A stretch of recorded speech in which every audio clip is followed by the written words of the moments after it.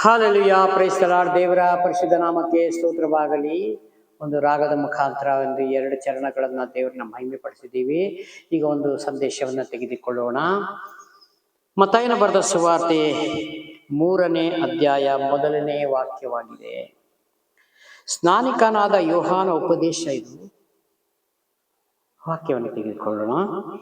ಆ ದಿನಗಳಲ್ಲಿ ಸ್ನಾನಿಕನಾದ ಯೋಹಾನನು ಪರಲೋಕ ರಾಜ್ಯವು ಸಮೀಪವಾಯಿತು, ದೇವರ ಕಡೆಗೆ ತಿರುಗಿಕೊಳ್ಳಿರಿ ಎಂದು ಯೂದಾಯದಲ್ಲಿ ಅಡವಿಯಲ್ಲಿ ಸಾರಿ ಹೇಳುತ್ತಾ ಬಂದನು. ಹಾಲೆಲೂಯ. ಸ್ನಾನಿಕನಾದ ಯೋಹಾನನು ಪರಲೋಕ ರಾಜ್ಯ ಸಮೀಪವಾಗಿದೆ, ಎಲ್ಲರೂ ದೇವರ ಕಡೆಗೆ ತಿರುಗಿಕೊಳ್ಳಿರಿ. ಹಿಂದೆ ನೀವು ಹೇಗಿದ್ದೀರೋ ಅದು ನನಗೆ ಅವಶ್ಯಕತೆ ಇಲ್ಲ. ಹಾಲೆಲೂಯ.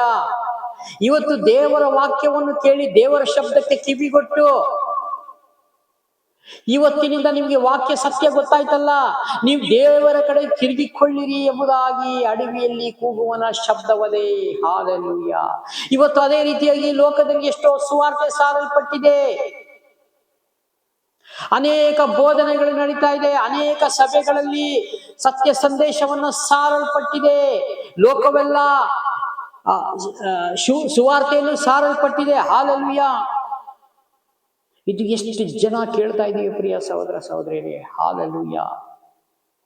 ಇದು ಯಾವುದು ಸುಳ್ಳಂತ ಹೇಳಲಿಕ್ಕೆ ಆಗುವುದಿಲ್ಲ, ಏಕೆಂದರೆ ಒಂದು ದಿವಸ ಜೀವ ಎಂಬ ಜಯಮಾಲೆ ಸಿಕ್ಕುತ್ತದೆ.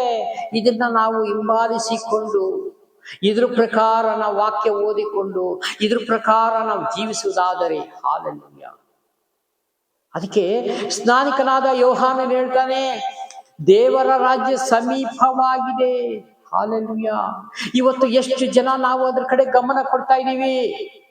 ದೇವರನ್ನ ನಾವು ಯಾವತ್ತು ಅಲಕ್ಷ್ಯ ಮಾಡಬಾರದು. ಯಾತಕ್ಕೆ ಸ್ವಾಮಿ ಹೇಳ್ತಾ ಇದ್ದಾರೆ ವಾಕ್ಯದ ಮುಖಾಂತರ, ಅನೇಕ ಸಭೆಗಳಲ್ಲಿ ಇವತ್ತು ಹೇಳ್ತಾ ಇದೆ, ಸತ್ಯ ಸಂದೇಶವನ್ನ ಸಾರ್ತಾ ಇದ್ದಾರೆ. ದೇವರ ಕಡೆಗೆ ತಿರುಗಿಕೊಳ್ಳ್ರಿ, ದೇವರ ಮಾತನ್ನ ಕಿವಿಗೊಡ್ರಿ, ದೇವರು ಹೇಳಿದ ಮಾತುಗಳ ಪ್ರಕಾರ ಜೀವಿಸಿರಿ. ಹಾಲೆಲೂಯ. ಸಭೆ ಸೇವಕರಿಗೆ ಲೆಕ್ಕ ಕೇಳಲ್ಪಡ್ತದೆ. ಇವತ್ತು ಎಷ್ಟು ಜನ ನಾವು ಸಿದ್ಧರಾಗಿದ್ದೀವಿ, ಇಲ್ಲಿ ಕೇಳಿ ಭಾನುವಾರ ಕೇಳಿದ ಸಂದೇಶ ಹೊರಗೆ ಬಂದ ಮೇಲೆ ಸಂದೇಶ ನೆನಪಿರುವುದಿಲ್ಲ. ಹಾಲೆಲೂಯ. ಕೆಲವು ಜನಕ್ಕೆ ನೆನಪಿಟ್ಕೊಂಡಿರ್ತಾರೆ. ಅದಕ್ಕೆ ಯೆಹೋವನ ಭಯವೇ ಜ್ಞಾನಕ್ಕೆ ಮೂಲ. ಯಾರು ದೇವರಲ್ಲಿ ಭಯ ಭಕ್ತಿ ಉಳ್ಳವರಾಗಿ ಆತನ ಆಜ್ಞೆಗಳನ್ನು ಕೈಗೊಂಡು ನಡೀತಾರೋ ಅವ್ರ ವಾಕ್ಯ ಸಂದೇಶವನ್ನ ಎಲ್ಲ ನೆನಪಿಟ್ಕೊಂಡು ಮುಂದಿನ ವಾರ ಪ್ರಸಂಗ ಮಾಡಿ ಸೇವಕರು ಯಾರಾದ್ರೂ ಕೇಳಿದಾಗ ಇಂಥ ಸಂದೇಶವೇ ಹೇಳಿದ್ರಿ ಸೇವಕರೇ ಎಂಬುದಾಗಿ ಉತ್ತರ ಕೊಡುವಂತವರಾಗಿದ್ದಾರೆ. ಹಾಗೆ ನಾವು ಸುಮ್ಮನೆ ಕೇಳಿ ಬಿಡುವಂತವರಾಗಿರ್ಬಾರ್ದು ಪ್ರಿಯ ಸಹೋದರ ಸಹೋದರಿಯರೇ. ಹಾಲೆಲೂಯ. ಕೇಳಿ ಅದ್ರ ಪ್ರಕಾರನೇ ನಾವು ನಡಿಬೇಕು. ಹಾಲೆಲೂಯ. ಅದ್ರ ಪ್ರಕಾರ ಜೀವಿಸಬೇಕು, ಅನೇಕ ಜನಗಳಿಗೆ ತಿಳಿಸಬೇಕು. ಹಾಲೆಲೂಯ. ದೇವರ ಮಕ್ಕಳು ಹೇಗೆ ಅಂದ್ರೆ, ಈ ಲೋಕದಲ್ಲಿ ಆಕಾಶದಲ್ಲಿ ಒಂದು ನಕ್ಷತ್ರ, ದೊಡ್ಡ ನಕ್ಷತ್ರ, ಒಂದು ಜಾಸ್ತಿ ಬೆಳಕು ಕಾಣುವಂತ ನಕ್ಷತ್ರಗಳಾಗಿ ದೇವರ ಮಕ್ಕಳು ಈ ಭೂಲೋಕದಲ್ಲಿ ಇರ್ತಾರೆ. ಅವರೇ ಗುರುತು ಎಲ್ಲ ಜನಗಳ ಮಧ್ಯದಲ್ಲಿ. ಅವರು ನಡತೆ, ನಡೆ, ನುಡಿ, ಅವರ ಮಾತು, ಎಲ್ಲಿ ಹೋದರೂ ದೇವರ ಮಾತುಗಳನ್ನೇ ಆಡುವಂತವರಾಗಿರ್ತಾರೆ. ಹಾಲೆಲೂಯ. ಅದಕ್ಕೆ ಧರ್ಮೋಪದೇಶ ಕಾಣದ ದಾರಿಯಲ್ಲಿ ಹೋಗುವಾಗ, ನಡೆಯುವಾಗ, ನೀನು ಕೂರುವಾಗ, ನೀನು ಹೇಳುವಾಗ ಸದಾ ಕಾಲ ಆತನ ಮಾತುಗಳನ್ನ ನೀವು ಜ್ಞಾಪಕ ಮಾಡಿಕೊಳ್ಳ್ರಿ. ಅನೇಕ ಜನಗಳ ಮಧ್ಯದಲ್ಲಿ ಆ ಮಾತುಗಳನ್ನ ನಿಮ್ಮ ಬಾಯಿಂದ ಹೊರಟು ಬರಲಿ.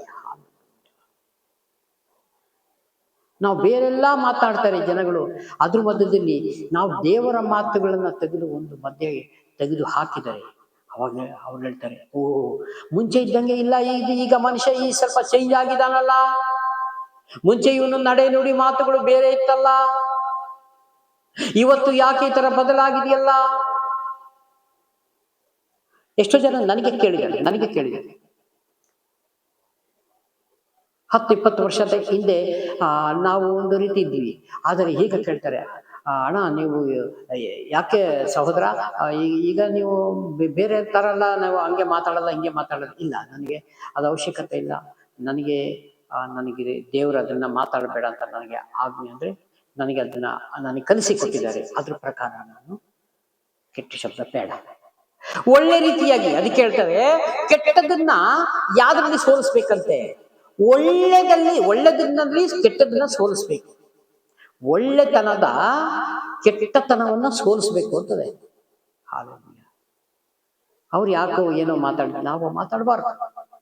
ಅವರಿಗೋಸ್ಕರ ಪ್ರಾರ್ಥನೆ ಮಾಡಬೇಕು. ದೇವರೇ, ಒಂದು ದಿವಸ ನಾನು ಹೀಗೆ ಇದ್ದೆ, ನನಗೆ ಹೇಗೆ ನೀನು ಮಾರ್ಪಡಿಸಿದೆ ಸ್ವಾಮಿ, ಅದೇ ರೀತಿಯಾಗಿ ಅವ್ರಿಗೂ ಸ್ವಾಮಿ ತಿದ್ದು ರೂಪಿಸು, ಸರಿ ಮಾಡು ದೇವರೇ. ಹಾಲೆಲೂಯಾ. ಇದು ನಮ್ಮ ಯೇಸು ಸ್ವಾಮಿ ನಮಗೆ ಕಳಿಸಿ ಕೊಟ್ಟಿರೋ ಮಾತು. ಇದು ಬಿಟ್ಟೋಗಿರೋ ಸಂದೇಶ, ಇದು ಬಿಟ್ಟೋಗಿರೋ ಮಾತು. ಹಾಲೆಲೂಯಾ.